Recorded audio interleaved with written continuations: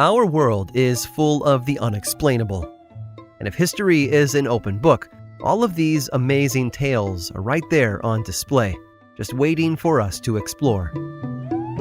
Welcome to the Cabinet of Curiosities.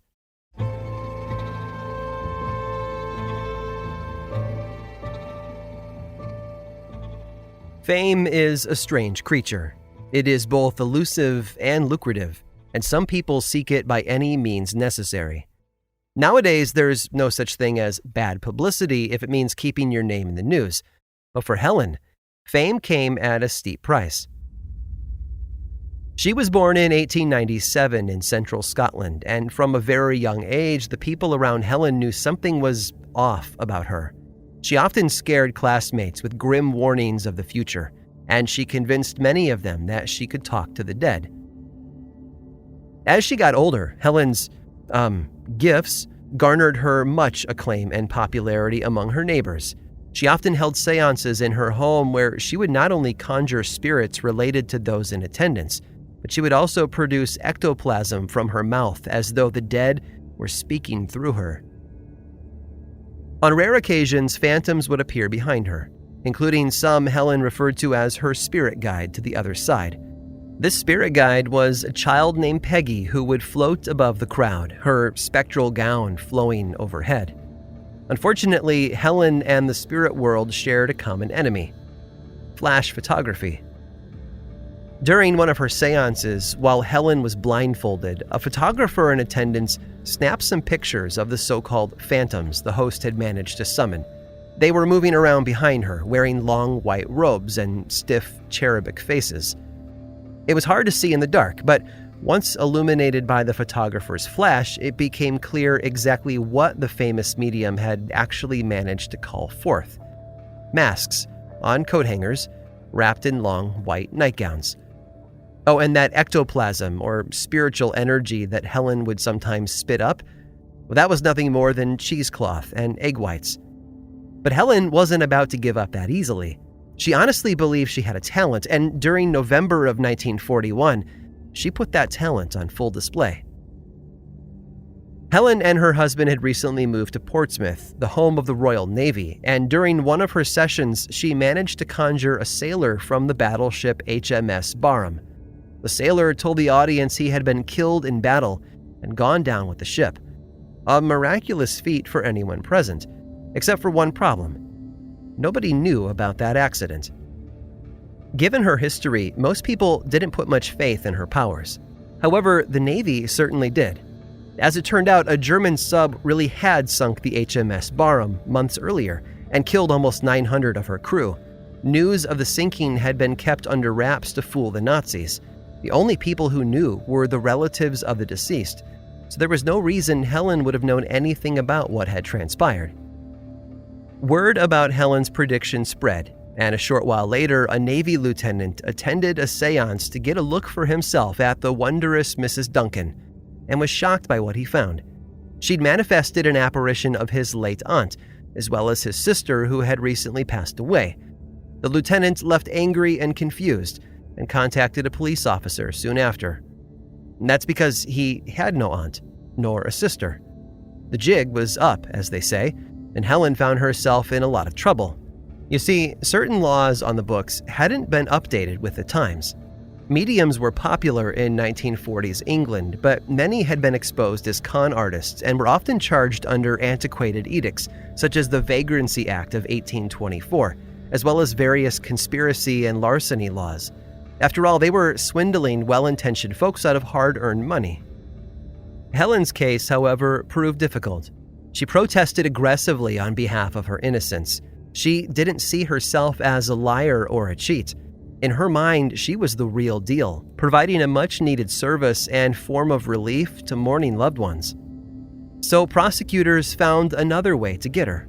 They convicted her under the Witchcraft Act of 1735, and that earned her a jail sentence of 9 months. Upon her release, she promised to not conduct another seance as long as she lived. She held on to that promise for 15 years, until 1956, when she was arrested again after violating the Fraudulent Mediums Act of 1951. the act that had replaced the Witchcraft Act. Perhaps Helen Duncan was a fraud, or maybe she was the real deal. No one has been able to prove how she obtained her knowledge of the HMS Barham. But one thing is for sure. According to English history, she was the last witch to ever have her day in court.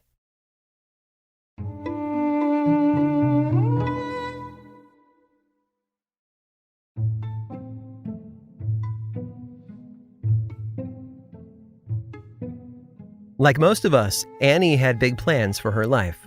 But plans don't always work out, do they? In upstate New York in the 1850s, Annie's prospects were slim. She came from a big family with big needs, and after her father's death in 1850, Annie struck out on her own. She sought an education to become a school teacher. It was during this time when she met David. The two fell in love and eventually married. But like I said before, plans don't always work out. The couple had a child who didn't survive past infancy. David died a short time later, and poor Annie spent the next several decades floating from one odd job to the next. She opened her own dance studio in Michigan, then left to teach music up north, eventually making her way to San Antonio, Texas, and Mexico City, before finally settling back in Michigan. Times were changing. America had entered the 20th century, and Annie was getting older. She had no long-term financial solution to fall back on, and retirement was out of the question. Most women at the time would have looked for simple ways of keeping their situation, but not Annie. She needed to make a splash to stay afloat. Literally. Her idea was simple. On October 24th of 1901, her 63rd birthday, in fact, she would pack herself into an oak pickle barrel and launch herself over Niagara Falls. Like I said before, simple, right? Now, understandably, she had trouble finding people to help her. Few wanted to be responsible for a woman killing herself in the most ostentatious way possible. Yet she continued with her plan, and even did a test run a few days before the main event. Not with herself, mind you. No, she used a cat. And don't worry, the cat survived, and 48 hours after it emerged from the barrel, Annie stepped inside her own. It was lined with a mattress to absorb some of the impact, and a rescue team was established at the base of the falls to retrieve her once the barrel reached the bottom. She planned for everything, it seems. Annie and the barrel rowed out toward Goat Island, situated at the top of the falls, along with some of her friends. She tossed the barrel overboard and climbed inside while her associates screwed the lid down tight. Then they used a bicycle pump to compress the air inside the barrel, which they then sealed off with a cork. And that was it. The time had come for Annie to make good on her promise, and hopefully make a little money at the same time. The current carried the barrel down the river and over the falls, where it plummeted to the waters below. The team of rescuers found her and, fearing the worst, pried the barrel open. They peered inside. There was Annie, her head smeared with blood. A little worse for wear, but she was still alive. She'd done it. Annie Edson Taylor had become the first woman to go over Niagara Falls in a barrel and live to tell the tale, which she did often, of course. Not long after her stunt, Annie went on a brief speaking tour. When asked whether she'd ever try it again, she was quoted as saying, "I would sooner walk up to the mouth of a cannon, knowing it was going to blow me to pieces, than make another trip over the falls." Still, her speaking engagements didn't garner her the financial security that she hoped for. She took to posing for pictures with tourists and planned on doing another plunge several years later, but nothing ever came of it. She spent her final years once again bouncing around from job to job, at one time finding herself conducting seances as a medium before passing away in 1921 in relative obscurity. Since her stint, Annie's life and experiences have inspired numerous stories, television specials, and even a stage musical. However, it has inspired rumors as well. One such rumor involved a stowaway inside her barrel. According to reports at the time, the cat that went over the falls days before Annie's stunt hadn't been the only feline involved. Apparently, a black cat had been placed beside Annie before she was sealed inside her barrel. And when that barrel was recovered and opened, they say, The cat emerged unharmed, except for one small change. All its black fur had turned white.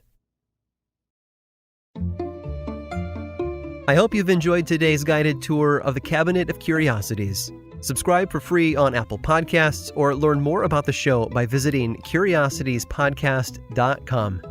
This show was created by me, Aaron Mahnke, in partnership with How Stuff Works.